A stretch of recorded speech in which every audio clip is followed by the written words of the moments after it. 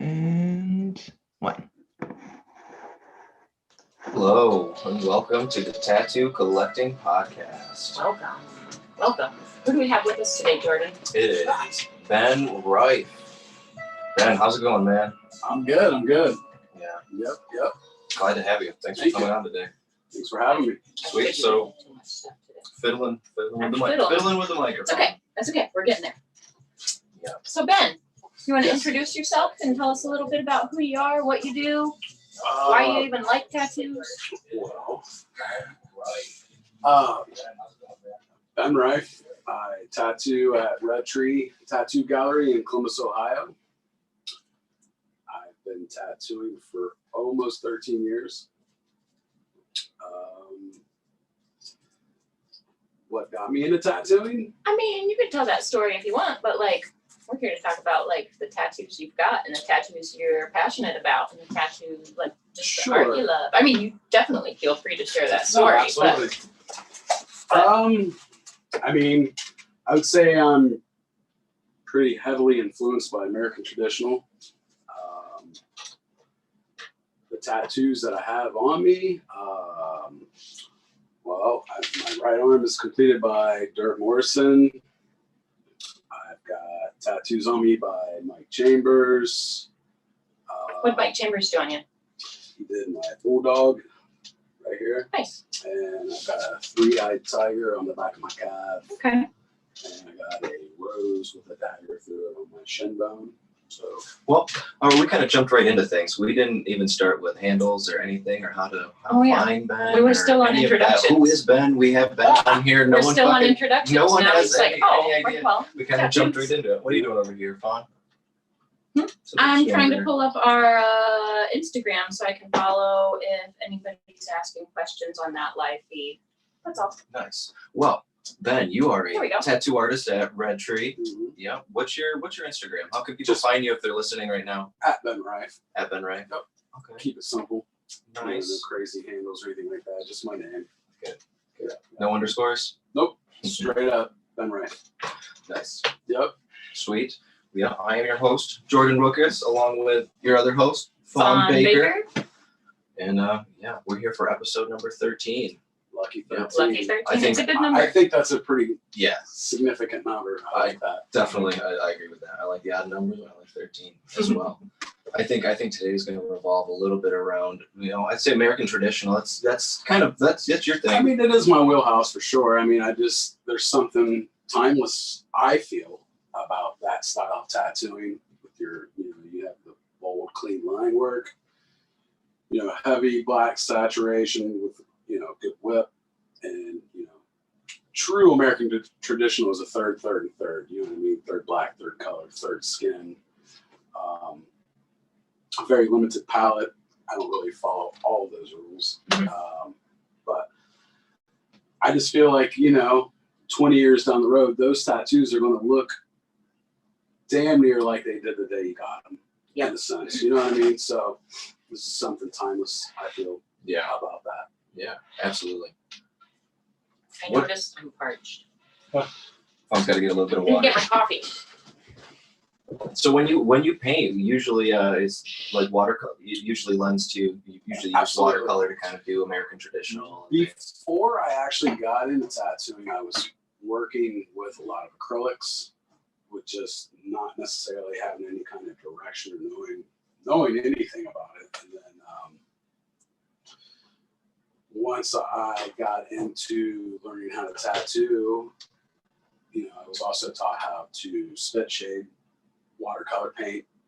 That would be a terminology, I guess you could say. Yeah. And, I don't know much about. I mean, it sounds crazy because I've been tattooing for a while now, but I never did a ton. I mean, I learned the basics of spit shading when I first started, but never really delved into that a ton. But I love watching. I just love watching those gradients be. Yeah, I think there's something so I'm special. real disciplined with how I do it too, and you and I have talked, and you're like, those are great fades.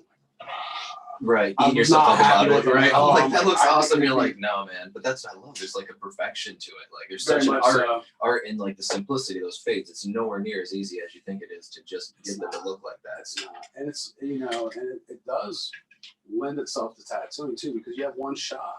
you got to do it right now, or it's not right. You know what I mean? It's the same with, tattooing. You can't dick around. You got to get it right. One shot. Right. Do not let your chance to blow, because opportunity comes once in a lifetime. I mean, that's Hey, Mom, hey. This opportunity comes. Mom's spaghetti Nervous. on the surface. Calm and ready. They brought bombs. Mom keeps on forgetting. Christopher was enjoying this Excuse me. sometimes. What was that? Jeez. Sorry, I heard that. I heard 8 Mile. That's one of the things that But I love that. Everything you're just saying. I love about watercolor, because like once you really get into any watercolor drawing or painting, like you kind of, every time you touch the paper, it's almost like nail it. You have to. Every single touch, you got to make sure that you're like, if you've already like laid out your wash first and then you touch that color to it, like you got to make sure that that's going to disperse the way that you want. The key to that particular style of painting is not necessarily the amount of paint you're using, it's actually the water. Mm-hmm. It's more about working with water. Minimal pigment, water flow. And knowing how that water feels on that paper, and if it's too saturated or if it's not enough saturated. There's so many variables to that, and it's primarily the water aspect of the painting versus the pigment. Yep. There for a while, I was kind of going through a phase where I like forced myself to be disciplined enough to work with watercolor and work quickly. So I started doing like, they were longer than like 5-minute coffee studies, but it'd be like the hour that I had first woken up, and I just like start just manipulating that little bubble of water. And then when it gets just to what you want on the paper, you just barely touch the color you've mixed. It's a dance. Yeah, it's really special. It's a dance. And then to take that design and then to emulate all those tricks and those smooth shades and transitions on the skin, that's a whole nother set of tricks. Absolutely. Like to look at a traditional tattoo, it looks incredibly basic and simple, but if you know the process it takes to achieve that design to begin with, and then to replicate that process with the tattoo, it becomes not as simple as it looks. Correct. Yeah. Correct. They do. They go hand in hand, and I feel like the more I'm painting, the easier the tattoo process is becoming. I mean, even though it's not that I'm struggling with the tattoo. I don't know. Or I get more like, things would just I become want to more say muscle more memory. creative. Like, ooh, I did this on a painting. I Let know me I try know it I on can the do it in skin. a Right. tattoo. You know what I Like you mean? had the Let me see what I opportunity. can do. You had the opportunity to try something out. Right. So that's cool too. I like that about it. Nice. Well, getting on like a collector's side of what they can take for some of this too. Like, what do you think constitutes? We feel like we talked about it with Joey Knuckles and stuff a bit, and it's kind of common knowledge to a lot of people out there. But to those who love American traditional or don't know much about it, like what would you say some of the rules are that makes what a traditional American traditional tattoo is? Well, rule number one is a third, and third. If you really want to get down to the nitty gritty, as far as like true American traditional. Tell me what you know. It's like, obviously your line weight is primarily just one line weight. It's bold, square lines, nice line work. A third of that is going to be saturated with black, and then a third of it is going to be color, and then a third of that design is just going to be skin. If you really want to get down to like the American traditional color palette, you're looking at like red, gold, green, and brown. Yeah. That's it. Yeah. Is that what they were only using those colors? Those were just the first colors that were available to like go in the skin and just actually stay. Right. But like, so do you know a lot about like how the chemistry of ink and stuff has changed over the years? Is that anything you've nerded out about? Not necessarily. I mean, I know that inks have gotten a lot better, over time. Oh, absolutely. So, just since I've started Sure. just in the last 10, 15 years, the qualities. What was the consistency 20 years ago with inks? I wasn't doing 20 years ago. I guess you probably weren't either. 10 years ago. I just What am I imagine saying? I was tattooing 10 years ago. I don't know, Jordan, what was it like? How long have you been tattooing for? It'll be 13 years in June. It wasn't too bad, fun. 13 in June. This coming June. How long? I'm sorry. 13 years. 13 years. 13 years, episode 13. 13. What was it like 13. 13 years ago? Was it thick? Was it a little thicker? I mean, Was it thin? Was it thinner than it is? the pigments? Less pigment or more pigment? No, I mean, I was working with pretty much the same stuff as I'm working with now. I mean, primarily, What were the brands then? I've been using Dynamic forever and pretty much Eternals. Yeah. There may be a color here and there that from a different brand that I particularly like. I really like Solid Inks, just the red. Yeah. That little bit of a I'm so impressed with the solid colors. They're Newer most brand. I will tell you, I used to primary red. use. Have you ever heard of you? Ever talking to each other to use one? You're like, Don't ever talk. Unique. Have you ever it's heard not of, too bad. Have you ever heard of Unique Ink? It's I a don't cat know. I don't out know. of Texas that was making. Yeah, to call him. Mhm. It was crazy. It was like he was like very militant. And the first time I ever called to order ink from this dude, I was nervous. I just hung the phone back up. Oh no, not this guy. It's funny. That was 13 years ago. Yeah, it was 13 years ago. There you go. Your story of coming to Red Tree was pretty Gnarly wild, story. man. Yeah. Tell It's us coming about up on a year.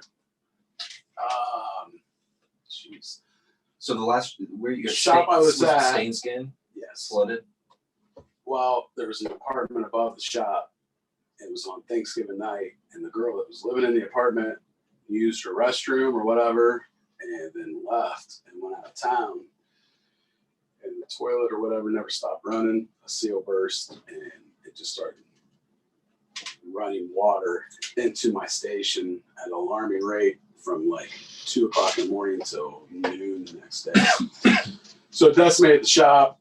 Derb was fortunate enough That was to right. ask That was me right if when I we wanted opened the the shop up. spot to work in the meantime while the shop was being repaired, and then one thing led to another, and he offered me a full-time gig there, and I mean, I was so excited when you came to join us. I knew you were going to be a perfect fit. By the way, for the Oh, record, yeah. we were- gracias. I didn't know you when you first came along, We but were I got to know excited. you real quick, and I Yeah. feel like you're awesome, dude, man.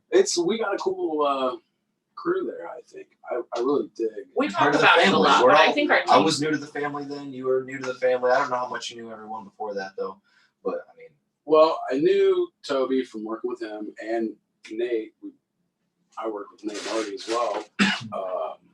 I mean, then Marty Holcomb. His shop was where I grew up, that side of town. So like all through high school, if you ever wanted to get a tattoo, you went to Marty's shop. no shit, yeah. So that was kind of crazy. Is like when I came to Red Tree, and now I'm working with him, and it's like all these people that I went to school with that come and get tattooed by me. They're like, holy shit, I can't believe like he works. You know what I mean? It's just, Yeah. it's this real weird connection type thing. That's to awesome. like my side of town. So I dig that. I feel like one of the cool things about Red Tree and the team that we have right now is there are so many of us who just simply being part of a team, our lives and careers are coming full circle. You know what I mean? Absolutely. I feel like my career has jumped up a bunch since I've come to Red Tree. Yeah, you think so? I think so. Yeah, definitely. I 100% can agree on my end. That's for sure. Yeah. Yeah, I mean, just getting to know all you guys in general, but then having Red Tree to get to know the people. If I came here, I feel like in a lot of different shops, I don't feel like I would have been able to build the clientele as quick. Like I came here and already, as soon as I was here, had sold my books, not full solid, but enough clients to, fill my cup for sure. Sure. I like. Right away, which I just like wasn't that used to. we're all kind of got our own thing going Mhm. on, and that's what I really dig. It's Yep. like everybody's there I doing say their all- own thing. And I say all the time that Derb's great at Right. curating his team. Like he either like sees the potential in us to be the very best at whatever we're doing, or we're already the very best at whatever we're doing. Right. And the way that he, not only the styles that he pulls together for his team, but I just feel like we've got a really magic mix of like personalities, and like we're all dedicated, but we're all we all kind of march to the beat of our own drum, and that's Absolutely. totally cool, and I think encouraged at our studio. For sure. It's funny when I first started there, it's like I was a little overwhelmed. I was like, man, I don't know if I belong here. It's like all you guys are just a bunch of Jedi Knights. And I'm Get just like imposter syndrome. I didn't even tell That's how anybody for a month. that was me when I first came on for that first month. Before I got used to everything, was getting to know, everybody. It was just like, holy fuck, I'm working with people that I've looked up to like my whole career now. Holy shit! You guys do What? some stuff, and I just don't understand it. I'm just like, you see your stencils, and it makes me nervous just looking at your guys' stencils sometimes. I'm like, I don't understand what you're gonna do with that. It just looks like a big purple mush. But at the same time, I'll look at your line work, and it's like perfect. Every single line, like you're focused and so intensely. I love watching you work because you just like focus on only that one line that you're making, and that's so important, and it shows. So like I see your line work, and it's like, how does he do it? Like I couldn't build just perfect coloring book perfect the way that you do every single time. I'm a stickler for line work. It I really am. shows, and I it's really beautiful am. every time. And that's my favorite part of tattooing. I love Running lines. doing line work. It's my favorite. That's my shit. I love it. Awesome. Yeah. I love But, your line work. I'm so focused and intense because I'm blind as a bat. And I'm like, I gotta be so close to see it. So don't let it fool you. Man, I'm like Eagle Eyes 2020, and my lines are like, yeah, I'll do that later. I'll make that snag. I'll brush that in there. Complimentary color next to it. Yeah, right. Ben's like, oh, I see your cop out now. It's okay. It's okay, man. I'm just get in there and do it. I tattoo fast too. That's one of the magic, beautiful things about the kind of work you do is because you're like, when I brainstorm, I feel like I'm daydreaming, and then therefore I feel like my tattoos kind of turn into that same daydream, where it's like you've simplified it into the most bold, readable, clear, and then I love your color choices. So it's like bold lines, perfectly laid out, and then just super eye-catching colors. I love it. I never I hear love that. it. This is great. We rub on your belly. We rub on your belly Tell me for the something next. nice today. Rub on your belly for the next 2 hours, man. Get used to it. No, it's fun. I love tattooing. I love it. I mean, obviously, not everybody can say they love their job. I wouldn't really even call it a job.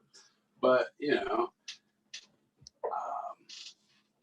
I just, when you have, how it is. When you have something, you're like, I'm getting ready to do this today, and you're already tattooing in your head, and you know what I mean? It's just like, Yep. love that shit. I love it. Yeah, I love that. As soon as I walk in the doors at Red Tree, I'm in I can be in whatever different mood or whatever, I don't know, got whatever going on outside of work. But as soon as I walk into Red Tree, dude, it's just like as soon as I walk through that door, dude, I'm in tattoo mode, I'm in work mode, I'm in paint mode. It's just like, I'm thinking, it's hard. Yeah, it's Focused. Yeah, definitely. It's like it draws off you, or you draw off of it, kind of. And then you walk into every room.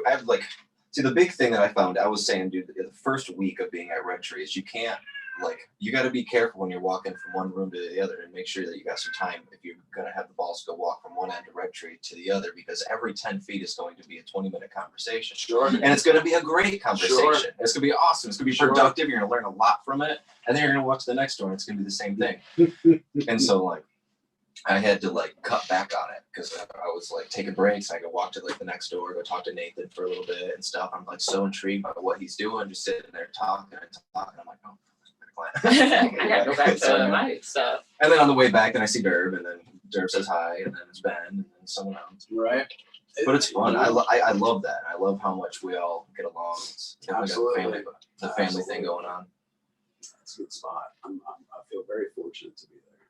Very fortunate. Yeah, we spend a lot of time talking about our studio, but it really is a blessing to be there. Absolutely.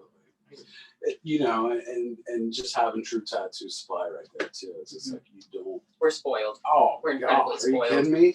We're spoiled. But You know, sometimes you just gotta let it out. It's good. Like, We appreciate it though. We've worked hard to get here. All of our coworkers work hard. But it's nice to just, I mean, it really is like a tattoo fantasy factory. I keep saying it. I mean, I keep saying it. I got my disc golf basket there. I had Gus there skateboarding. It's like, come on, man. Jordan and I have all of our noisemakers there, aka drums that would be oh, too we just keep inconsiderate to play in filling our houses. a warehouse up with all sorts of cool drums. Between like art supplies, music equipment, and like fitness or I guess stretching yoga. apparatus. Yes. Yeah, right. We There's got jujitsu what do we got mats. coming in? And we got the inversion table. That's gonna Yep. We're gonna have sometime Yeah, soon. we're gonna get a Fuck better yeah. inversion table. Oh, we'd be hanging upside down, man. Mhm. We'd be fucking bats.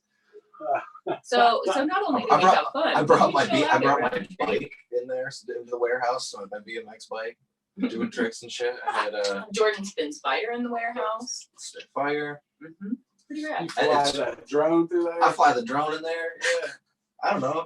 It's like So- it's definitely like a fantasy factory. It's kind of whatever you want. Whatever you want to do, we got space. When we're allowed to have events again, when we don't have to be quite so locked down because of COVID, I can't wait for everybody that follows us to come to the shop and see what we're talking about. Because it really is a magic studio, and whether you're a collector or a tattooer, this is what you should be aiming for. Absolutely. You know what I mean? When I set up my studio in Marion, I stopped by Red Tree. Like Adam looked at me so awkwardly when I like came to the door. He's like, "Can I help you?" I was like, "Hey, I'm a tattooer like an hour away. I'm opening a studio. I just kind of wanted to take a look at your shop." And he was like,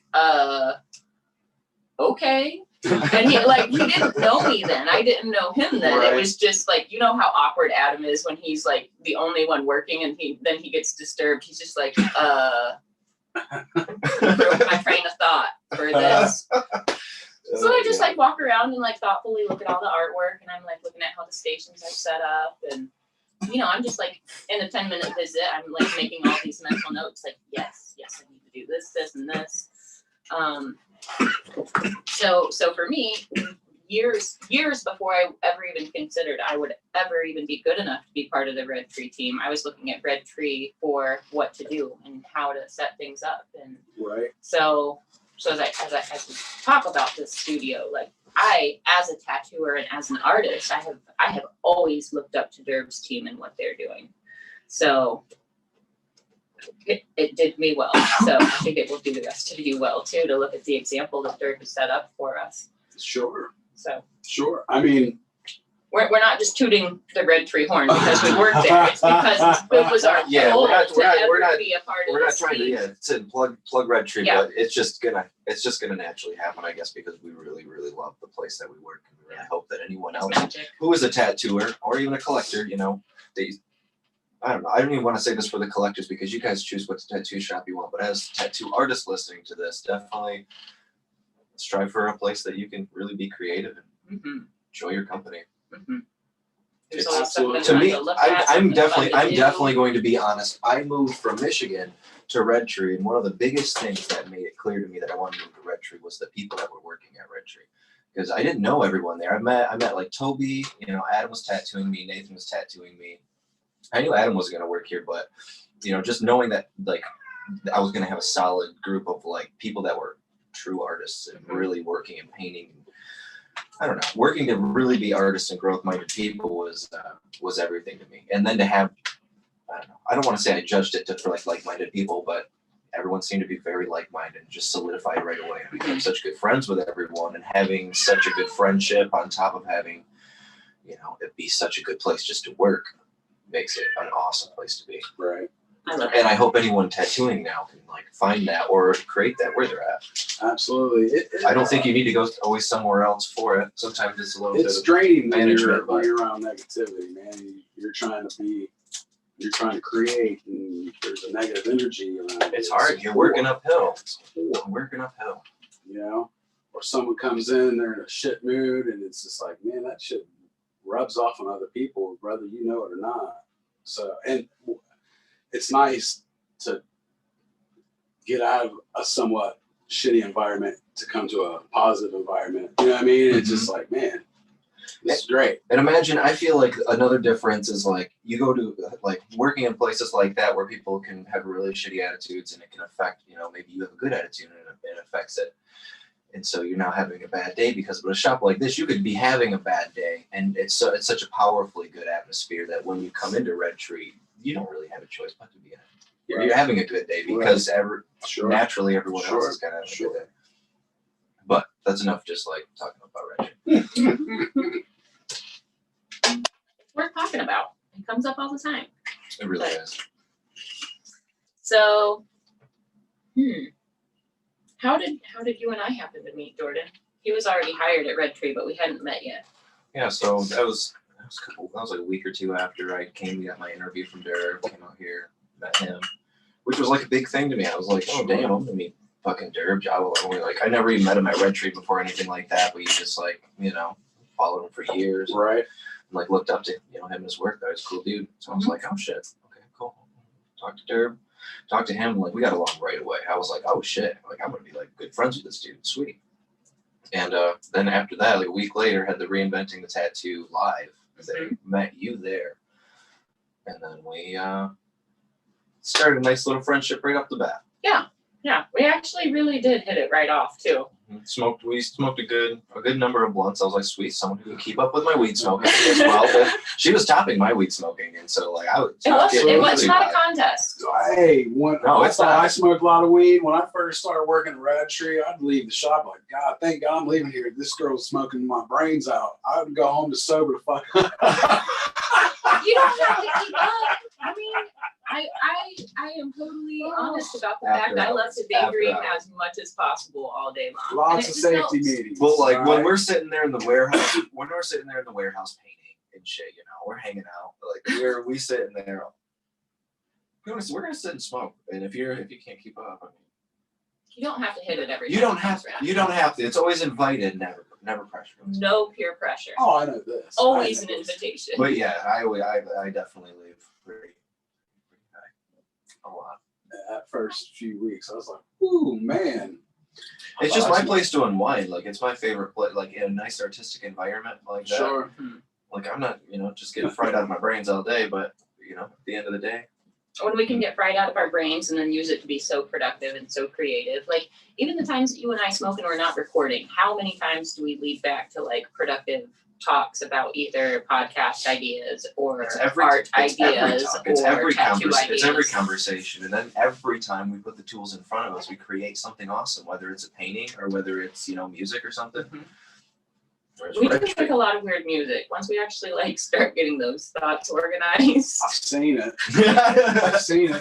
Firsthand. Sometimes it derails and it's crazy, but sometimes we get accidental great little jams. Oh, it's funny. Y'all do what you gotta do. I'm just gonna hang back and watch. We're gonna get you a tambourine, Ben. I want a cowbell. We got the shake and a cowbell. Cowbell. I want the cowbell. Just because you said that, we're getting a fucking Sam Ash, we're coming for you. We'll get it a little stand and everything. You gotta hold that motherfucker. What do you think they think of us? Need more cowbell. Every time. Absolutely. No, yeah, absolutely. Every time you and I walk into Sam Ash together, what do you think they think? These guys are going to spend a lot of money. I think that's exactly what they think. I think they're definitely going to leave with something interesting. I wonder. Dreads and tattoos? Yeah, they're going to spend money. Okay, well, that one time they left with $1,000 worth of mics. The other time they left with $1,000 worth of drums. There's another time where it's probably $100 $100 worth of cords. at the shop are $1,000 together. Yeah. Combined. Combined. Mine and Jordan's.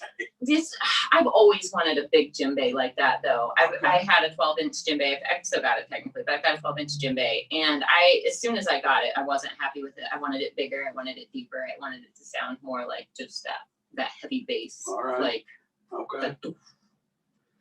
Now I got it. Okay. I've wanted it for years, though. Probably 10 years. So I finally grabbed it. And we got a place to jam. Yeah, Then- you do. And They're no like, one "Oh." tattooing can hear us go crazy too. So middle of the day, dude, we can be going wild. You guys get out there and go buck wild? Yeah, you can't hear us. No, hell no. First of all, So loud. I still run coils. You guys Everybody else go runs buck road. wild. Yeah, we go buck wild. I'm up there, man. I'm in there. Yeah, we have full on like earthquake drum circle between the two of us. And we'll get like the egg shaker, we'll tie it to our shoes and we'll be like, Damn. yeah, we'll be rocking out back All there. right. No, I had no clue. Yeah. Did not know. I think Never heard it. I think Jess, who works in the warehouse, I think she She- probably She I might have think had some enough. I days don't know. some days I think she just laughs. Other days I think she rolls her eyes and is like, go back to work. Right, her expression when we first brought them in there was awesome. I was like, Jess, we got noisemakers. She's like, oh yeah? Great. And we're Eyebrows coming just around the went up. corner with that and she was like, oh. They weren't If she kidding. was smart, she'd come up to one of y'all stations while you're tattooing with one of them bongos and just go ham on it just while you're trying to tattoo this. You like this shit? I would That's die a nice laughing. parody. I would die laughing, and I would be so proud. I would be so proud of someone for doing that. Oh, Yes. I'm gonna plant Thank that you. seed tomorrow when I see it. Hey, Well, now it's do this. not genuine anymore because now it's you've made her do it. I already know. But if she just randomly did that just to get back at us, I mean, the bongos are in there. She really could grab oh, and come well, up. we need to get you fucking on stage. She'd be up there dancing and doing the run, man, and hitting it at the same time. Oh, I'd love to see it. Jess, if you ever see this, I won't be mad. Oh, damn. I won't be mad at all. Oh yeah, I Oh, forgot we're noise live on makers. Instagram Yeah, we're as live well. on Insta too. We got Catfish an Insta. Creations was watching. If you're Hey, still watching, Devin. what up, Devin? Sam has been waiting to hear this. Oh. We've been waiting to see you on here, Sam. What's up, everybody? Hey, Nikki next door. She can probably hear us talking too. Hey, Nikki. So, I love how close-knit our team is. Our coworker Dante actually lives on the other side of the wall from our studio. He can come join us now. We got room for him to come Yeah, we've chill. got plenty of room. We need to All get you guys live Dante like real here. close to each other. Yeah, Dante. I live a block away. Dante, I'm coming for you next. Dante. How weird would it be if we were just like and busted in there with the handy cam? You should go Instagram live in this house. Oh, Nikki, That we're would- sorry. Yeah, we won't do that, guys, but that would be so fucking funny. Oh man, what if we just started busting into other tattoo studios? Like, tell us what it's like. We're live from the ground floor. Microphone in their face. Oh, that would be great. So you're 3 hours into your tatty blasted ribs, huh? Tell us how it feels. I feel like we might be onto something. I feel like we should start doing this. I bet we could bust into Joey's shop. We could go into Sacred Hand anytime and they'd all be down. You should totally go take this shit on the road. The Invasive man. Tattoo Collecting Podcast. I like that. That's a good addition to the name. That's actually a good name for it. We get all up in there. The ITCP. Oh man. Oh, what is life today? What are we doing? Smoke more weed. I'm tangled. Or tobacco. That's tobacco, right? For I tobacco, think you Josh, said the raw guy, would call it material. Material. Cereal. it's for medicinal uses, right? Material. Should we make this like The Office where we look at the camera? I like to occasionally look at the camera. I actually kind of like, I'm looking forward to having cameras up. 3 different angles plus Yeah, a handheld. you guys, I think pretty we're soon gonna have here. so much fun. We got a video switcher coming, so you're gonna be getting bam, his face, you get Fawn's face, you get my face Like whenever the we're whole talking. room. And we'll be able to get Look at this close up desk. on caddies that This we're desk talking is about. new. Moving on. Sorry, we hope you guys enjoy this. This is the Bunch tattoo of collecting. ramblings. Yeah, it's rambling, man. But it's all tattoo centric, man. Tattoo collecting centric. I'm high as a giraffe's ass right now, and she keeps on smoking them things. You can pass it. It's okay. There's no pressure. It's all good. Like Jordan says, it's like sometimes I just don't know what to do with my hands. So it's like I just start breaking it up and tuck it Oh in. Lord, there's another one. I don't know what to do with my hands. If I'm not tattooing, I gotta be building something. I got a And 3 then p.m. smoking tea it. time. I'm gonna be out there like, woo. That's all good. It's a beautiful day. You might have your best game ever. I could. We'll find out. Be extra in tune with the universe. Usually I just get real furious with myself. Well, this will help you be less furious. You'll just be slightly irritated. I go out there and I play like shit. And I'm like, thank God I know how to tattoo or something. I can do something right. Christ. I'm so happy that you brought that golf. We have a frisbee golf fucking basket in our warehouse.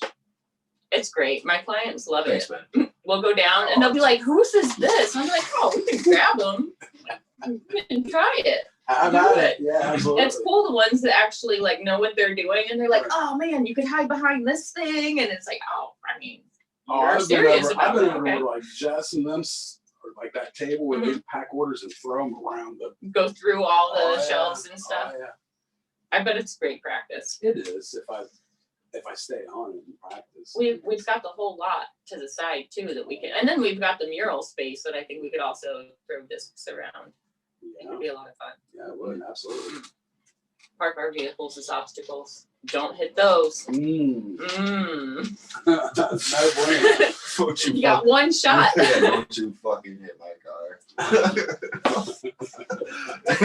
Like 10 people have to go.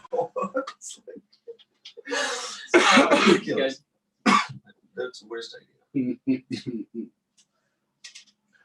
All right, Ben. So Talk to me. where are you not tattooed? Honest, I got both my arms tattooed. My back is pretty much completely. What do you tattooed. got? Just a big giant koi fish. Quite, can I see? I'll show you after this. We'll get pictures. Take Yeah. a shirt then my left leg is when you see my left leg in one of the shorts. Probably. I just got the Stony St. Clair tattooed by a little spider. Derb did that for me for my birthday. Nice. Yeah, it was cool. And then I don't have anything on my right leg at all. Nothing on my torso. Hands, neck, all that shit's clean. Gonna stay clean? You know, I feel like at this stage in the game, He's got prime real estate. I open. do. Absolutely I do. But I mean, I'm just, It I'm not- hurts. I'm not rushing out. I could picture you with a neck tattoo though. When I was getting worked on at the Cleveland convention by Third on my arm, Mike was next door. He was like, "Come on, man, just let me tattoo your head. Come on, let me do it." I'm like, "I can't, man, not right now." He's like, he just wanted to do it. You know what I mean? He's like, "Let me tattoo your head." I mean, you're starting to look like one of the rare ones. You don't have anything on your head. You don't have any piercings. Like I even have my head tattooed. Nope. Like you're a standout for like not being tattooed above the shoulders at this point. The thing about that is I can actually put on a long sleeve shirt and go about life and no one would know the difference. It was a big deal for me when I tattooed my hand. That's the only one I can't hide. I've contemplated like having him extend this down on my hand, but at the same time, it's like I don't necessarily have to have my hands tattooed. I don't have to have my neck tattooed. I don't have to. Yeah. Be different, Ben.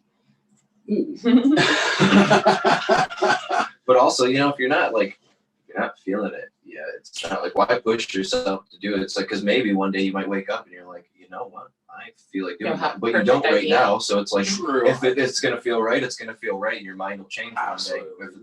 If you're not really pushing for it, you don't care that much. Why push it? There's no concrete idea. I'm like, dude, I would really like. Because imagine when you were like, I really want to fucking get tattooed. You know, I'm sure there was times where you didn't think you were gonna get tattooed in an area, and then you're like, no, I'm actually gonna get something. Oh yeah. Tony Terrell was the manager at the shop I was at, or and ended up working Saint Skin. But when I came in and got my second tattoo ever, he was the manager there. So the man's like, "You should get sleeved up," and I'm looking at him like, "There ain't no way I'm gonna have tattoo sleeves." I mean, this is like 2006. You know, I wasn't even thinking about getting a bunch of tattoos or even tattooing at the time. I mean, he's like, "Yeah, you should totally get, I can see you with sleeves and this." I'm just like looking at him like, "You're talking crazy talking. I ain't no way I'm gonna get sleeve tattoos." Look at my me now. favorite bad environment. Look at me now. Yeah, it's a trip. It's a trip to see. You know, I met Dirk back then too. He had a art show back at Stains Game back in like 2007. That's when I first met Dirk. Yeah. And we ended up having a friendship, and I ended up getting tattooed by him. And you know, I seen the start of True Tubes. I seen him start that out of his garage. I seen the start of Red Tree over on 4th. I mean, it was just he and I in the shop, and he was tattooing me, and there was nobody else. You know what I mean? It just like I've seen all that evolve, and it's just a trip to see like how big of a monster this shit has become. Yeah. You know what I mean? It's just like this fucking wild. That's awesome. I love that perspective too. It's awesome walking into it once it's a monster. That's kind of where I came from, but you guys got to see. I mean, I've seen a lot of growth, but it's really cool that I didn't know Dirk personally yet then. So it's really cool that, like out of all of us, you were right there actually watching. I've seen it all. And now I can see how much more special it must feel for you to be part of the team. Absolutely. I remember even when I first started tattooing, he would like pull me aside and I seen talk to me about like blowouts and shit. Like, you know, this is like 6 months and I'm tattooed. It's like, dude, you got to do this, this, and this because you're doing this, and it's causing that. You know what I mean? Like, holy shit. No one ever told me that. And Dirk's line work is flawless. Any advice he ever gave me on line work, I would take that. Because that's like, I look at that, like, that's, you know, that's why I'm so meticulous about mine. I can definitely see that in your work. One of the things that Dirk has most crucially influenced my work is when I do like huge gradients in like a big open area for like, let's say a sunset. Sure. So it's got to go from purple to orange to like through the whole spectrum without getting muddy, but being like velvety smooth, impeccable smoothness. I don't know how Derb achieves it in such a effortless way, the way that he does. I don't either. But when I look at his work, it's like goals. So like when he compliments something of mine, it's extra special because even before I personally knew him, even before I had we'd ever even shared the same airspace, the way he pushes one color into the next flawlessly and it's never muddy, or like he'll choose to leave just the smallest skin break and just let that skin break be the magic. And like I've always looked up to those characteristics of his work. The use of skin is such a dedication. You have to be like sometimes he's wall to wall, which you know some tattoos require that, but when he lets the skin show through, there's a lot of magic that happens and how that changes the color of the eye. Where like I choose to layer another color in that space. Right. Sometimes he doesn't. Sometimes he does. I think Brian Midkiff's work is a good example. I always like looking at your arm, the way that he rendered this skull, where it goes from that gold yellow to that almost like purpley bluey shadow color, and it doesn't muddy anywhere, but the trick is that little breath of skin that's in between, and I love it. My favorite shit is this shit. The skin, the bars. Yeah. Some of those tricks are a lot of the same tricks that I like to use in my light rays. Yeah. Yeah, it's totally like looking at Derb's work, like, yep. That wind bar would make a beautiful light ray. Yes, it would. Stolen. Nice. Or borrowed. I should say borrowed, right? Are you in the back? I mean, I'm giving him credit. Borrowed that trick from Derb. I do traditional tattoos. I mean, I'm borrowing every motherfucking idea I got. I mean, everything I can think of's already been done. You know what I mean? So. Yeah. I mean, essentially so much art is that. I mean, they're techniques, and it's just about how you learn how you take those techniques and do something. Sure. It's one thing to necessarily just copy it line for line or whatever, but to take the techniques from it. We've come to a silence. What did we do? Oh, I was actually accepting that silence. You were accepting it? I feel like we haven't had a second of silence yet. I've got a question for Ben. Oh. Maybe we can I'm gonna ask 2 questions. Okay, cool. What was your first tattoo, and what is your favorite tattoo with the stories behind them? The first tattoo I ever did? Got. Oh, that I got I got a zodiac symbol. No. That was my second tattoo. I got some stupid tribal design across my shoulder blades. Okay. 94. So there's You know what I covered. mean? No, it's still there, unfortunately. I'm part of that tribe, man. It's cool. It's all right. It's So- all right. So what's your favorite tattoo? That is personally on me? Yeah. Gosh. What's your favorite one to just show off or tell the story about? Well, I got- or your favorite memory with a tattoo? I've got Gus on me, so that's pretty special. Who's Gus? Gus is my bulldog. What does Gus do? Gus likes to skate. Gus You know- is the coolest skateboarding dog I've ever seen in real life. Gus is actually a result of a tattoo. Some of the most coolest shit in my life is results of tattoos. That's a good story. This older couple came into the shop. It was late on a Friday, and she wanted a little flower tattoo on her ankle. All right, no problem. But the reference she brought me was a dog tree that was shaped like a flower, and she liked the shape of this flower. She didn't want it to look like a dog tree. Mhm. She just like that how- kind of looked like a Right. tree. So she's like, I really like how this is shaped. I'm like, all right, whatever. So I almost ashed my coffee cup. Jesus.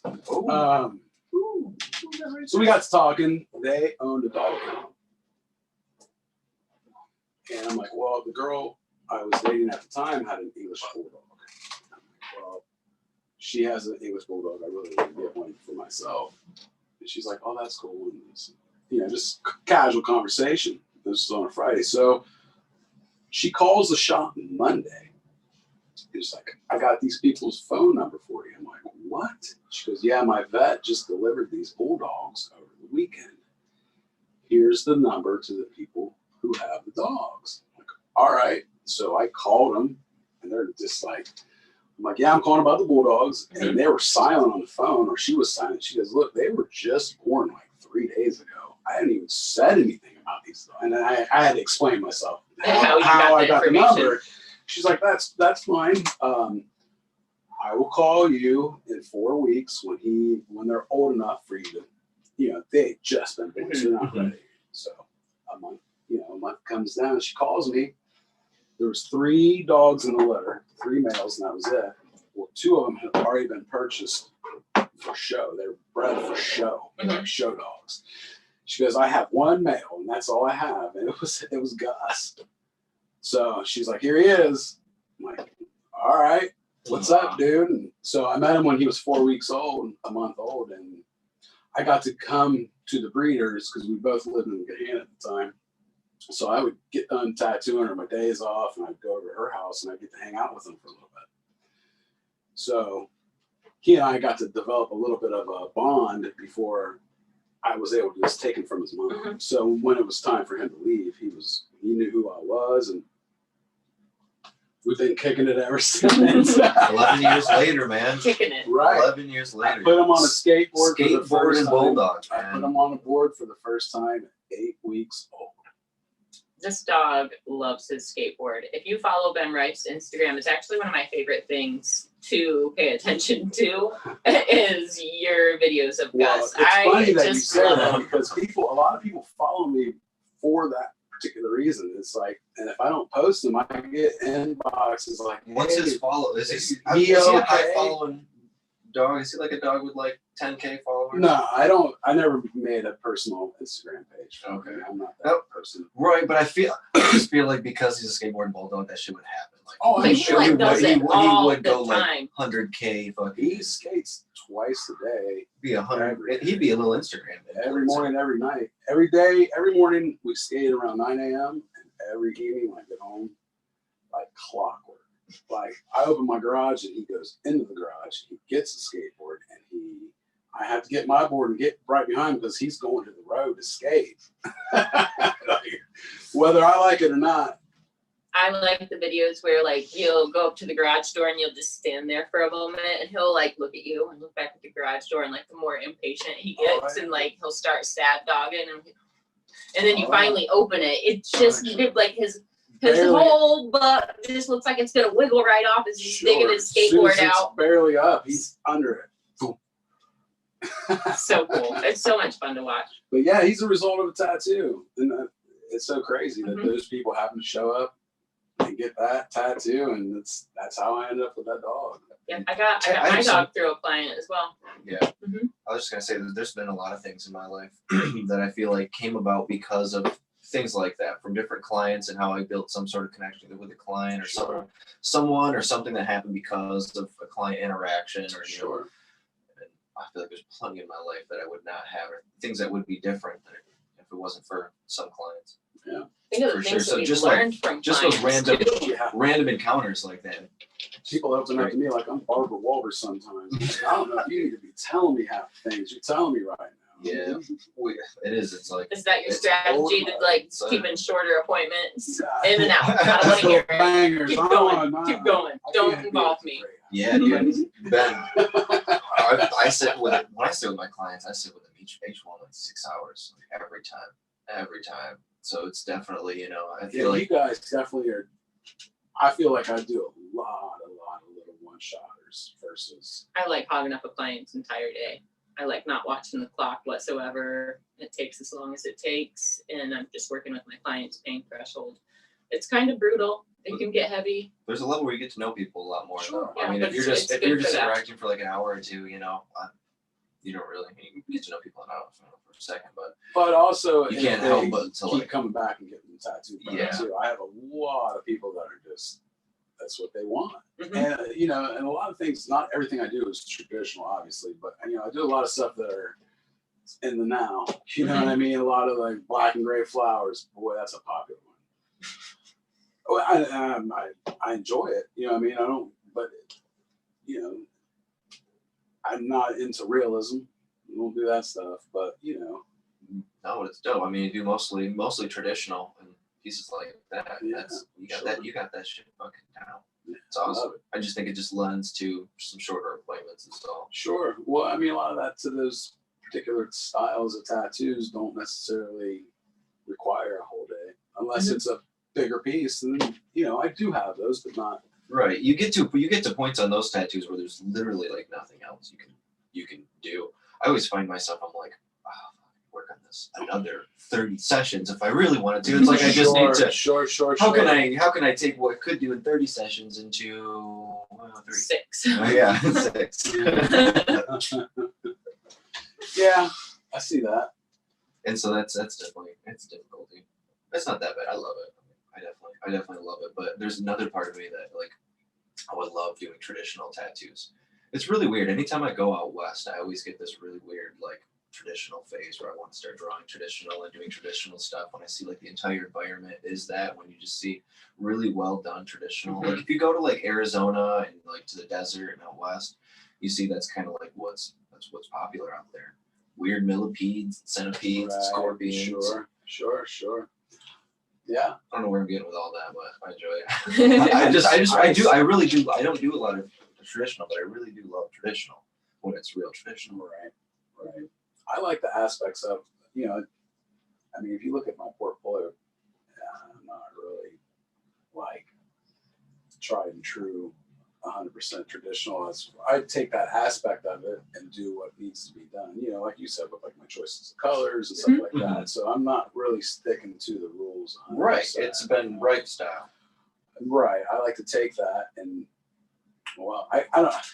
I shouldn't even say that. I shouldn't have ended that on real traditional because that's not really. No, not necessarily. But I like to just take, like good bold traditional. I can see that. I just like to take an idea and see how can I approach it, like in that vein, I guess. You know what I mean? Yeah. And if someone wanted something like a portrait or some stuff that I'm not going to, obviously I'm not going to do it. You know what I mean? This is not my gig. It's not my bag.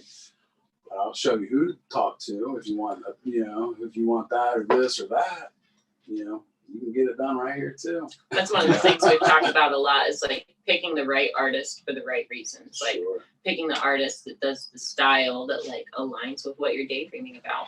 Mm-hmm. Yeah. Do you have any specific questions for them? We've come to a standstill. I Mm. think I really do. We've discussed the I need- tattoos. I know I need more coffee though. the dog. I think if we're not live, this would be a little break time for a second. Well, I kind of want to talk about. So remember at breakfast I was saying I've been kind of just like looking at other resources that are available for other tattoo collectors and things like that. One thing we haven't talked about in a little while is like, how do you even reach out to the appropriate artist? Like how, after you've done your homework and stuff, what's the appropriate way? You know, we've all got like, Are you asking like how do I particularly like it, or how am I reaching out to somebody? Because right now I'm just like, hey, you want to tattoo me? You know what I mean? So that's a.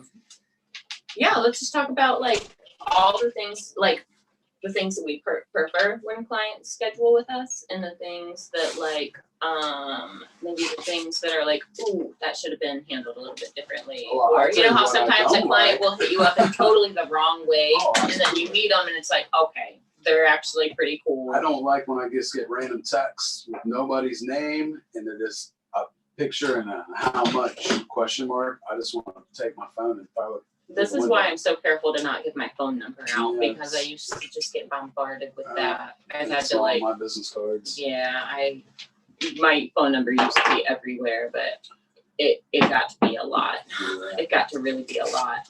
I feel like more so now it's more I'm getting through Instagram and emails, which I'm way cool with that stuff, you know. Mhm. But just, and I don't mind texts from people that I don't know, but you just gotta go about it the right way. Like, hey, this is so and so, and so, not hey, how much? Question mark. Come on, man. I'm not a menu. Thank you. That's actually a really Yeah, good right. point. I don't think I've ever brought up is when people are just like, how much for this cat? How much to get sleeves? How much for a black car? Uh, How Well, much? that's a good. How much for a sleeve? Well, okay. Who what? How much for a red car? Yeah, right. What kind of car we talking about? A Ferrari or a little Chevy? You know Damn what I right. mean? Damn right. So you gotta treat people like people, man, and not a menu. I like that. Don't treat me like a menu. That's actually really good. I never thought about it in quite that way. Yeah. What are other pet peeves? Like, well, I think all of us collectively like could definitely like. What are Pet you peeve. like? What about you? What are things that bother you Hmm. about the way some clients may So- like contact you, and things that like you wish that they would have done something else It as doesn't opposed to it that, doesn't or maybe super drive me kept crazy. you from even responding or something like It that. doesn't super drive me crazy unless it's like several messages are really out of hand. When like I start a conversation in email and then they keep like contacting me through Instagram or Facebook. It's like we've already got the Already business, we've already got the established. official thread going where like I've got a record of our conversation, and then I have to find myself like re-explaining that So over and don't over contact again. over social media platforms. Ben, do you do that? No, I do for sure. You do. So that's where that's where I think people she can was get getting at- confused because some people do. But like, let's say you're talking ideas with somebody, like you're preparing for a consultation, and then you're like, yeah, shoot me some photos of what you're looking at, and then they send them to you on Instagram, and their Instagram handle doesn't have anything to do with what their email handle is, That's what the point she was getting at. One client where it gets getting, incredibly you know, confusing multiple because it's like platforms to everywhere. talk to you instead of just Yeah. getting one. Yeah, no, I get that. Like but once you've will been you- directed to the email, just keep it at the email, or once you've like connected with them on the DM, if you're like, if you're Right, cool sure. scheduling just that go way. and stay and be direct. Yeah, but Stay like. on the one platform. So I've got some people, because like I've got multiple Facebooks for different projects and different shops that I've had. I've got multiple Instagrams. So sometimes if somebody like happens to follow me on multiple platforms, I might not even see the notification that they've messaged me because I haven't signed into that Facebook or that Instagram in 9 months, you know? So then they'll finally contact me and it's like, well, you never got back to me. It's like, well, I mean, you didn't email me. You know, like you didn't email me, so you weren't like on my list of official, like I need to get back to this person. So like the sure way to fall through the cracks is to never get on the board. You know what I mean? True that. So that's a pet peeve, and I'm not gonna say it's a super bad problem, but sometimes it just gets incredibly confusing, and then there's like reference material and like information out there, and it may never actually reach me because it's on the wrong platform. We were talking about MySpace earlier. Who uses MySpace anymore? I reached out to you through MySpace. Yeah. You've been there. You haven't gotten back to me, man. I've been waiting, dude. Thank go. Thank go. It's like, what's the last time you used a computer? Oh, Jeez, man. 2007's going. Once your layout back. Yeah, I just direct people to my email as well. But if you like come back to, I'll get people that get comfortable over email, and then they'll do what you're saying, and then they'll go to the messaging, and they'll think because now we know each other and all that, they go to that, they're gonna get a quicker response, and we'll go to the email. It's like, man, it'll be a lot longer before I get back to you. I don't know. I'm really bad at it myself. I'm bad at communicating with anybody over text or anything in general. So I'm already working with those issues. So then adding emails to that, I have specific times when I do emails. I don't keep up with them. I do them in big blasts and get through them. And then, if people are trying to consistently get at me through the week, I can't be on call for people. I'd be on call for too many people. Yeah. I just did it for too many years where I just felt so intruded upon. And it was never the fault of any one particular client or one particular potential client, but I just felt bombarded all the time because it would be like the same questions over and over again. And I always felt like I was repeating myself. But in reality, it was just somebody wanting a tattoo. It wasn't somebody that was hounding me. I just felt hounded because there were multiples coming in a day when I can't even work on multiple people a day. So for me, it just then I fall further behind, and then it just turns into solutions. It's overwhelming. Yeah. Solutions. But that's why organization is so important to me, and actually having that chronological list in my email so I can very fairly reply to people in the order that they hit me up. So you don't get forgotten. It might take a little while, but you don't get forgotten. I'll get to you. You know what I mean? Do you guys have any what things stick out to you in an email? So when a client is messaging somebody and maybe they do want to stick out in a little bit, and it is a project you might want to kind of take on, what are things that what could they do to get your attention a little bit more, or is it just completely dependent I guess upon it's that just too? a matter of the subject matter that they're wanting to get. Yeah, I guess I don't have any one specific thing. I feel like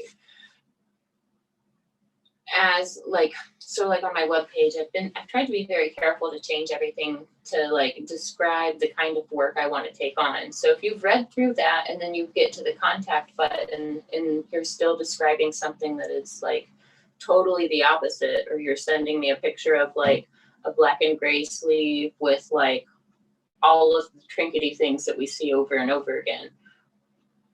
Right. It's okay, well, anybody could do this. What when I'm clearly doing these other things, why would I even be the artist that pulls your trigger? You know what I mean? We're in Columbus, so let's just say you got to go through the whole 1,000 other website to get to that point. Out of the 1,000 other artists in Columbus, you sent this to me, but it's not even anything remotely like what I'm either doing or describing that I want to do. And then sometimes it's maybe I need to ask a few questions, and maybe I worked on their dad and they left that out. So sometimes even if the picture and stuff is way off the mark, it's it just leads to why do you even want me to do this? Want you to be the one that's doing it. And that's where sometimes I need to ask the next question, because maybe they already do trust me to do whatever. Absolutely. So sometimes it takes that next question. This is going to be petty, but this is one of my major pet peeves. This is really petty. This is a petty one. Are you ready? Yep. Anybody that uses the word cat when they hit me up, it automatically makes me not want to work on you because you disrespect the art that I work so hard at, man. Come on, look at my face. This is please don't disrespect what I love so much and call it something so I'm not a fan of any of them. It hurts my soul. Slang. I don't know if I'm so offended by the word. It hurts my soul. Like, hold on, listen. Another tattooer. I'm not talking to another tattooer. I'm okay with it because I'm gonna be honest. You know what I mean? It's like jokingly said. But Yeah. when someone's saying it and being serious, I didn't mean to cut you. Sorry. I'm sorry. I hit a passionate. Like I said, I know it's petty, but like I feel like we all feel this way, right? Like I want to get tatted. Really? Because I spent hundreds of hours getting tattooed. Right. I don't think it's not the word tats that bothers me as much as the people that usually approach you that are using the word tats and the way and the tattoos that they want and what they describe. It just tends to be like to be something you don't always want to take on. I don't want to explain exactly where all that comes from or what it is. It just seems to be a project that will not be up your alley. That has always been the trend for me. I feel that people that use those particular terms I just feel like you're not tattoo educated, but at the same time I also don't want to judge some people that like are getting into tattoos that just have no clue that that's a stupid thing to say. Yeah, you just say we're saying it tattoo. for Don't say every it. Don't other say artist that feels like we do. Don't if say you want to tats. be taken seriously. Don't say tattoo guns. They're tatty blasters. They're tatty blasters. So I am actually okay. The proper term is tatty blast. I'm okay with tatties. Tatties is okay because it's so sarcastic. I get down with tatties. But see, that's just other tattooers are talking to other tattooers. I feel like people that are coming in and saying that's getting their first tattoo and they're saying tatty, then I don't. Fawn, I would like you to tattoo me. We've talked about getting. I want you to give me a tat. I know we've been thinking about doing. I know we've been thinking about doing a tat right here. But Okay. Tatty blaster. That's my new shit. I want a tat. You want a tat? I want a tat. Okay. All right. What kind of tat? Where at? This one right there. That's this one. I want this tat. That one tat? You This know how tat. many tats you could put in there? I'm just trying to get some tats. All right. Sorry, Tatted. I said All tat. tatted. I said tat. Just I a meant regular tat. tat. Tat. Just regular. Tat. Regular. Tat. Yeah. How much for the regular? How much for a big tat? How much for a medium tat? I was just thinking of black tat. Wait, but like you want like black and gray or just black? I want like Phantom tat black. I want tat black. Tat black? Black. I don't know how black gets, but I want Triple tattoos black. are black, and I just want black. The You can't black is do black. You're a bad tattoo. I can't use black. It looks blue. Ooh. No bueno. I'm just kidding. My phones work. Jordan, what's one of your pet peeves? Ooh, what is it? Those are all pet peeves. We're all of mine. Biggest ones we always discuss. Let's see. There's quite a few. Don't talk politics with me. Do not talk politics. Please don't get into it. I make a point of no politics, man. I just don't care too much for it, and people get too emotional over it. I try to be choosy about who I talk politics with. I like to talk politics with people who I think are going to educate me more. If I don't think you're going to educate me, then I'll let you share your opinion with me. Sure. Because sometimes my opinion's way more complicated than like just a bandwagon. Like, I just don't want to talk about it. Yeah, I don't want either of us to end up getting mad and tattoo at each other.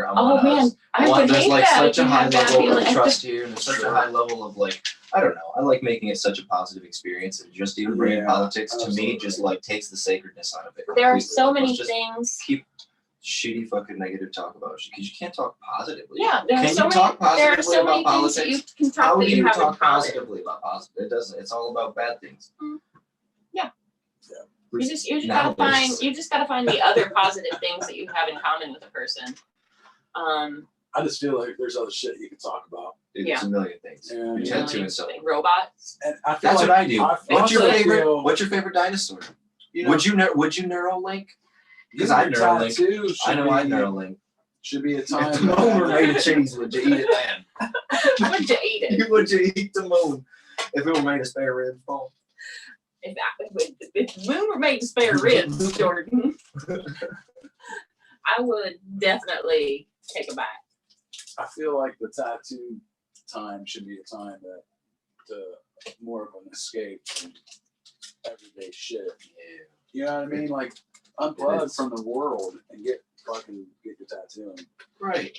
Let me tattoo you or her and let's not worry about that shit. All right, so politics, I guess that's one. Politicking. Getting into personal stuff I don't think it doesn't really bother me at all when people get into too deep of personal stuff. I just don't really try to interject as least as possible and just let people kind of do their thing, because I know when you're going through pain like that and you can see people bring up painful experiences, stuff like it. You're going through the most painful thing maybe you've ever gone through in your life. The most painful things that you've ever gone through in your life are going to come closer to the surface when something like that's happening. There's nothing else that does that like tattooing does. Right. You're just straight up getting tortured. It's true. But so in that, I just feel like it's supernatural for those things to happen, and I would never want to be the asshole who just doesn't want to let this person, But this is where I get to like the other side of it, to where they feel like they need responses from me, to where I feel like they're starting to take up a lot of my like concentration, where I feel like I always have to like respond to them, and I really would rather not get to a point where I have to tell you to shut up or be quiet, because it breaks some weird ground there. I don't want to be like, just shut up. Right. I would like it to be fairly natural, like can get the point. Like I'm trying to work right now, 'cause but for the most part, I never really get there. But it's when people can vent all they want, but when you need response from me, that can start to get really irritating. Like if you're always trying to be like, right, yeah, man, right. But they're trying to get your approval. What do you think about all this? And it's like, I don't know. A lot of times, I don't want to say that. I do enjoy fun conversation about things, but if you're constantly asking me about things, like it to roll out of my own. I feel Kind of like sounds a little asshole-ish, I guess. But I feel like sometimes with my clients, we have great conversation the whole entire time. Other times, I get so into what I'm doing that I just like have blinders on and there's not a lot of conversation. And then it's like we take our breaks, we go down to the garage, and a lot of times Jordan and I like time our breaks with each other because we both like will work too long otherwise. But it's nice, like as quiet as we both kind of are when we're in our moments of focus, once we get down in the garage with our clients, we're both such jabber boxes, and our clients like let their wall down and start talking. Right. And sometimes our clients will start talking to each other. And I think that's really cool when like they'll see that they have a lot of really cool things in common. Sure.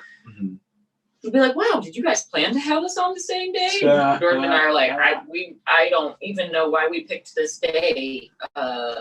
yeah, that tends to It's happen only a lot. Tuesday open. Weird client coordinations where we're getting the same clients at the same time. Maybe just that monthly thing or something. Right. Yeah, absolutely. You guys started a project at the same time, around the same time. Yeah. But Never it's intent for cool. it, but It's cool to see that, like they've got so much in common to end up in the same place at the same time, first of all. And then once they start talking about what and why they're getting tattooed, and most of the time mine and Jordan's work is totally different from one another, but to see how similar our clients are, or like when your clients and my clients will strike the conversation, it's really, I like hearing that. Just like, the like social observer in me, just like seeing like how interconnected all of our clients' energies are, as well as ours. Right. Like as much of a family as we are, it's like our clients see a family and a camaraderie within each other as well. And I think that's really a cool thing.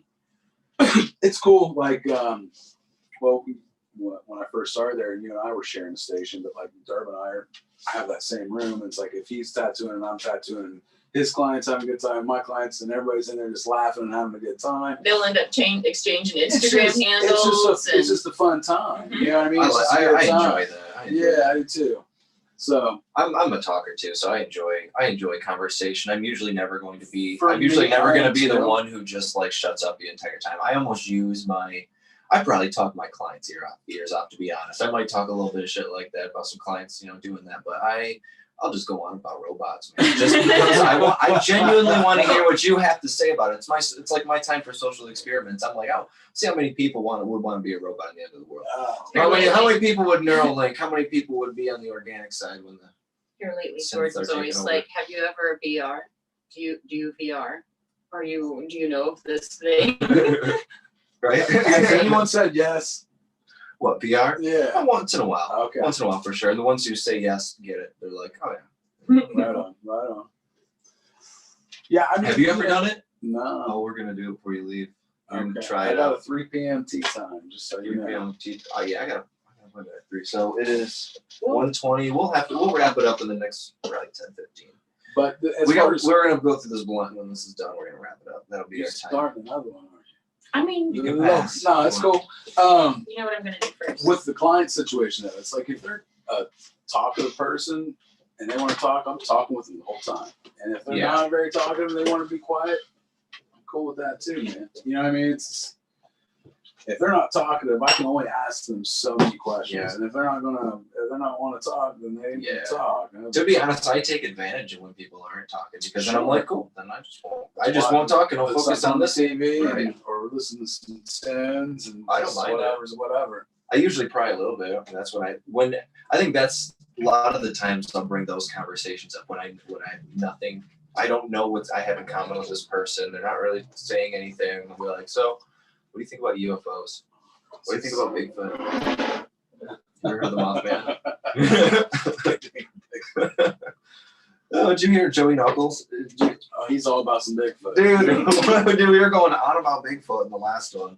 He's all about some Bigfoot. Yeah, if you guys want to learn about Bigfoot, listen to the TCP episode number 12. He's got some serious stomach collection too, man. He invited us to actually go look at his collection anytime. Yeah, I think we I should take need a to go. whole. I'm Make gonna a whole go there and episode. check out a shop too. He sent me an invite to go check out that shop too, man. I really need to. Sorry, guys, I got a tinkle. Be right back. Yasu, are you doing a piece for the Christmas show? You know, maybe not though. Like I might go. However, you know, I don't make a lot of what we would call like kinky art. Yeah. Like none. It's not my bag. It's really not my But bag. like I would go. sure. Or you know what? Maybe we could go just get some weird thing and paint it.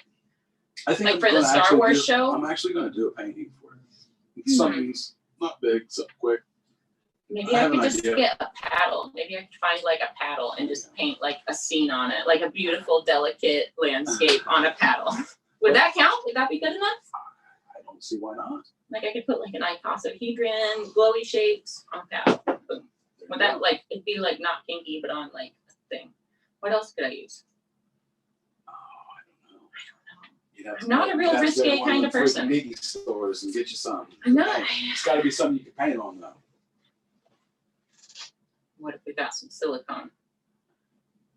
I mean, I could make a bio appendage. I could make a bio filigree do it all on Christmas cards. ornamental appendage. Yeah, Oh, Christmas okay. Put some holly on that bit. Would that be doing too much? I know. Throw a little mistletoe. Put 2 Boom. ornaments where the nuts are. I'll do one if you do one. We'll talk. All right, I'll do one if you do one. But we got to go get them together. Oh, sorry. And we could probably Amazon them and save the awkwardness. I'll do one if you do one. Jordan. So do you remember the art show that Joey was talking about last week? The Kinky Art Show. Yeah, the Kinky Art Show at Yep. Daddy's on Parsons. You guys want to do one? We were just talking about it. I'm not really I'm not what you would call a kinky kind of person. Like none of my art is. I'm not that kind of artist. So like, what if we just got some, synthetic units and tattooed them? Would you do a bio dildo for the Kinky Art Show? Synthetic unit. I told See, Ben I if don't know he how to did one, do. I'd do I don't one. know how to Tattoo. do a bio. It doesn't have to be bio. It can just be your style on a dildo. I mean, No? Sure, I can. I was If gonna you do it, It's I'll gotta do be, it. it's gotta be Christmassy. What are we just gonna wrap it in Christmas lights? Well, Mistletoe. if you do bio, you just do. it all Jordan's would be Christmas. robot and like linked to Alexa. Flies in on drone. Damn. Jordan's will be projection map. The whole. Right? Buy a entire swarm of drones. So, are we committed to be part of the art show? Is that then? Jordan? Oh my God! It's a million drones. I already had It's an 1,000 idea for a drones. painting I was gonna do. I'm not saying don't do your painting. I'm just Okay, saying well, if you if I have do time, a if dildo, I have I'll do a time. dildo. If I have the time. I don't usually make things that you would consider kinky, but I feel like for this, it could be an exception. You gotta be a little kinky sometimes, or you gotta let your inner kink out. It's just like. I mean, I'm not gonna knock it. It's just kind of like out of my wheelhouse. I was thinking about doing a quick painting. I don't know. Just do a big old like dick and butt with some Christmas lights or something. Fair. Like a Christmas tree in the background. I actually have a pretty concrete idea what I'm going to do, but I don't want to spill the beans. Don't spill beans. And I'm afraid that what I want to do might. I don't know. It's still locked up in my brain. Mom got caught fucking Santa. I've been lightly kind of sketching it, painting it, thinking about it. Nice. So you are doing it for sure. Mm-hmm. Cool. I'll do it too. Yeah, I'm gonna do something for sure. I was thinking that a month wasn't that long a time, but if I just be like, okay, When's it gotta be done by? 12? Maybe I'll just put a fucking coat of oil on and just do a whole cream right there, bam. Maybe. Just try to get it done in one. Boom. One session, dick and butt. Ah! Bad. Faith in you, Jordan. I think you can make it happen. I was making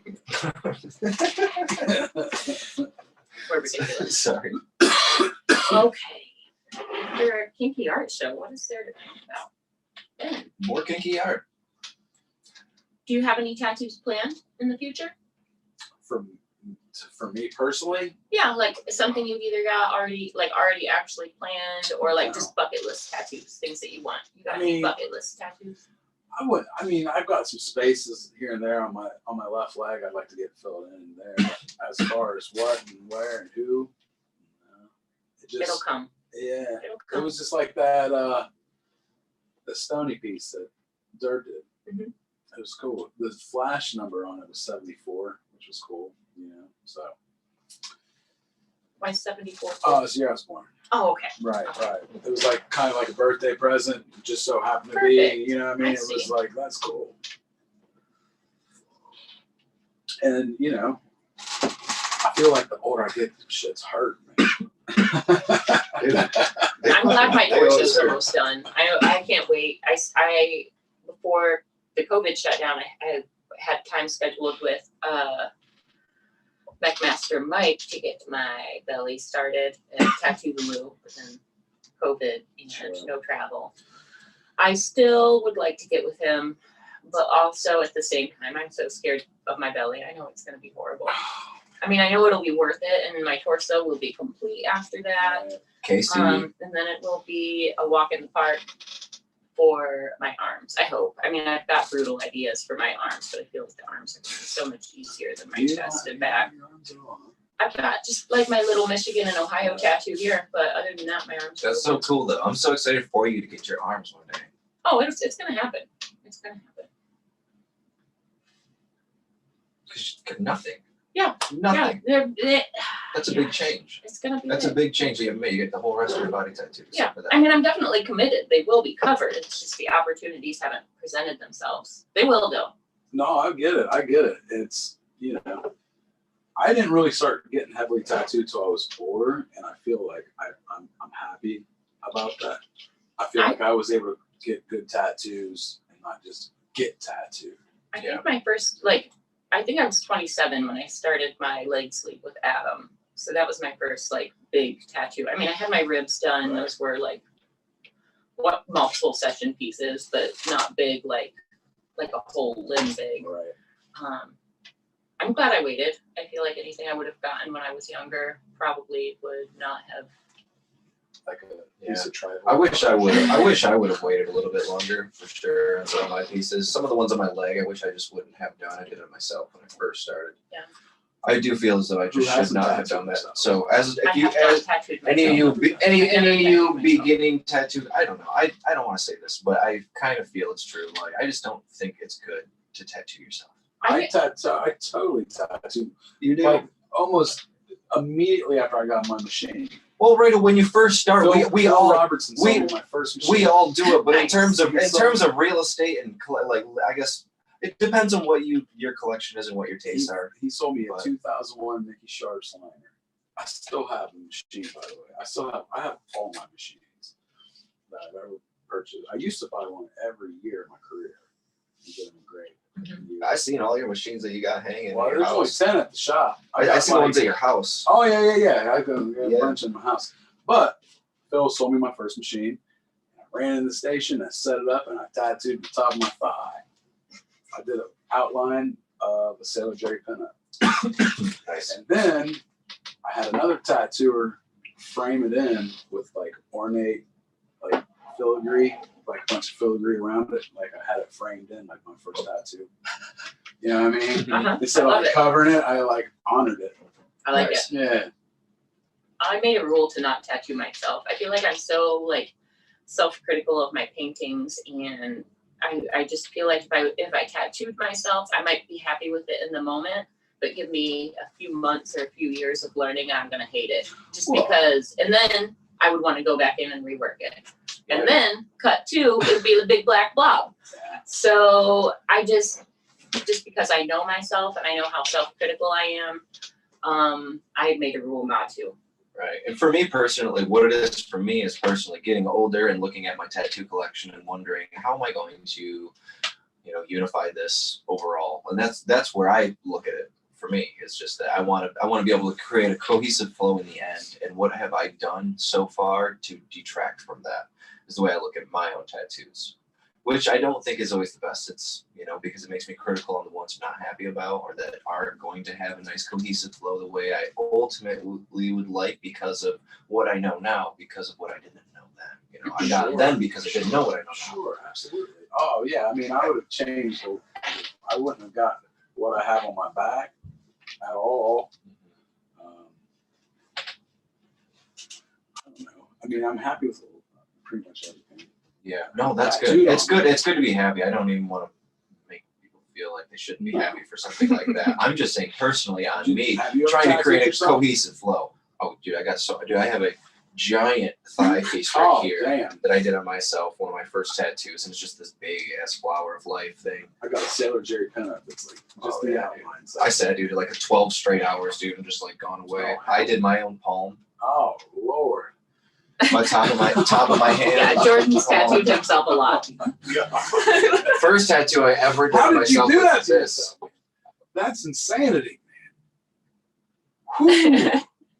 I mean, It was a nightmare. It was amazing how Yes. proud he is of it. He's like, this is horrible. It was off the I chain just- bad. Yeah. yeah, I mean, But when I did it to myself, I felt like I could deal with the pain better. that's So it made it easier to deal with. But what I don't like about it is that I couldn't do, you can't be comfortable tattooing. Like when you get comfortable in the flow, doing shading and things like that, you're not comfortable. You're in a lot of pain. It's so much harder I've to only do just things. did an outline, just a Sailor Right. Jerry outline. So if you're doing, I feel like if you're doing Let's really do it. solid things and you know exactly how you're getting into every spot, like to me, I can't imagine. I don't know. I could imagine doing some bio on myself or something, but I don't know. To execute things the way I would execute it on someone else, it's just not as easy on myself. It's been a long time since I've done it on myself. But right. remembering.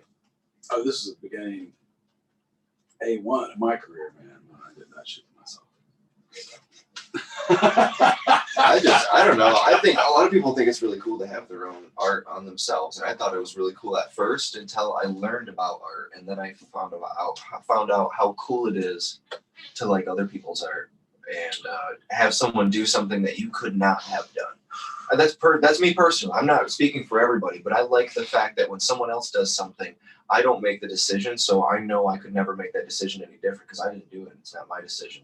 They are the ones who solidified it the way they did it. I can accept it for the way it is. If I do something, I'm always thinking of like how I could have done it better, or like how I should have done something else, or something like that. Maybe not something else, but how I could have done that thing better. It's like you're not near as critical when like somebody you consider a master does whatever they do on you. It's like, oh man, that's just Right. magic. It makes That's it timeless, perfect. but the way I'm critical on my own art, it makes it so I know like 5 years later, I'm such a different artist, Mhm. or such, advanced from where I was before that like I know I'm doing things so much better that it makes it hard to not look at that piece and be like, okay, well, Yeah. could be better.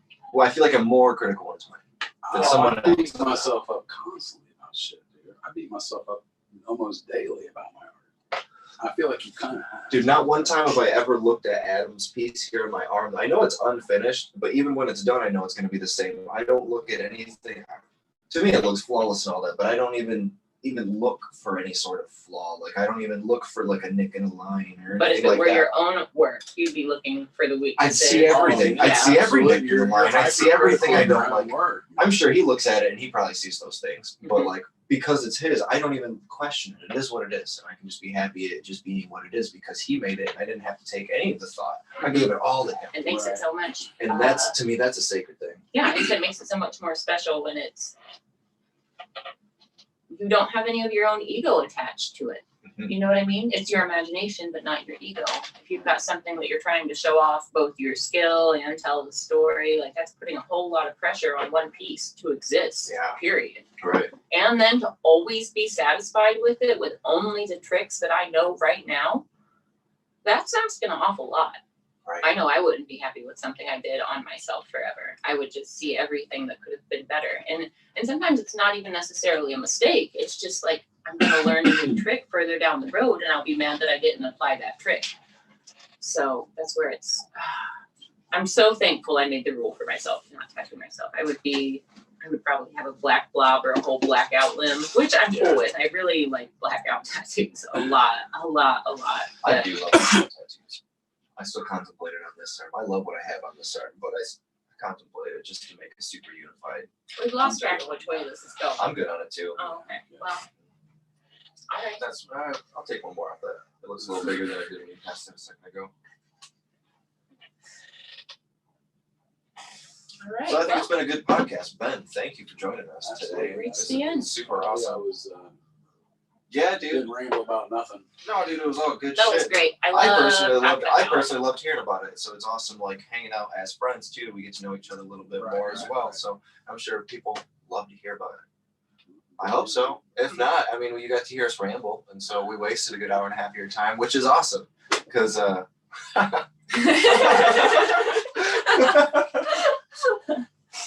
As always, we like to throw gratitude out there to like the entire universe. We don't discriminate sponsors or anything like that. But we don't have any sponsors. All of this, all of the equipment, all of the everything that makes this possible is brought to you by our clients. Yeah. Collectors, bringing collectors together to talk about collecting. Yeah, Tattoos. so many ways you guys are Tattoos. making this Tattoos. possible, and we've come here to bring this back to you. I know this is going to be really friendly for tattoo artists, but it's for the tattoo collectors, and tattoo artists are tattoo collectors as well. So Yeah. information for everybody, but really we're just here having fun. We just want you guys to join us and have fun with us as these just get weirder and weirder. They're gonna get weirder and weirder. This is surface level weird.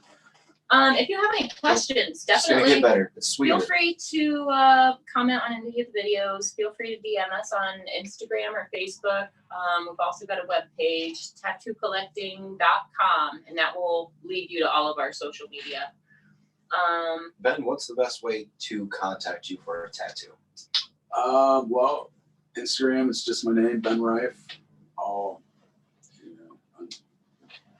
So go to Instagram. You're stoked to just answer email That's or fine. answer Or messages you, for that. You can go to Red Tree's website. Just to be clear, because we did talk about that a little bit about contacting on social Sure, media and all sure. that. You're cool with people coming to you for social media. Hit you yeah, up you on can hit me up Instagram. through Facebook or Instagram. Email me, benrifetattoos@gmail.com, which is also on Red Tree's website. It should be, Perfect. like, if you click on my name, there should be a link Yep. to get to my email on there as well. Cool. So I'm not hard to get a hold of. Awesome. Yeah. Awesome. Okay, you can find me at fawnbaker.com. And then on Instagram, I'm at fawn_baker. That's Awesome. about as easy as it gets. What's your handles, Jordan? Sweet. Well, if you want to get in touch with me for a tattoo, go to jordanruckustattoo.com and just fill out the chat form, fill that out. And my Instagram, you can see my portfolio of my work is Jordan Ruckus Tattoo. Yeah, those are the main ways to get a hold of me. My other art page is death_art. _by_cuttlefish. Ah, So check All that else out too. fails. That one's a little bit more fun. All else fails, tattoocollecting.com. That's the easiest to remember, and everything's on there. So. Yeah, tattoocollecting.com. All right, guys. We Thank you will so see you much. next week. Thanks for Awesome. tuning in. Woo! Thanks, Andy. Thanks, Gabe, and reinventing. Happy to do this. Bye, guys. all right. Oh shit. Sweet. Not too painful, right, Ben? No, I Thank just you, hope I man. didn't sound like a moron. No, you're good, dude. You sound great.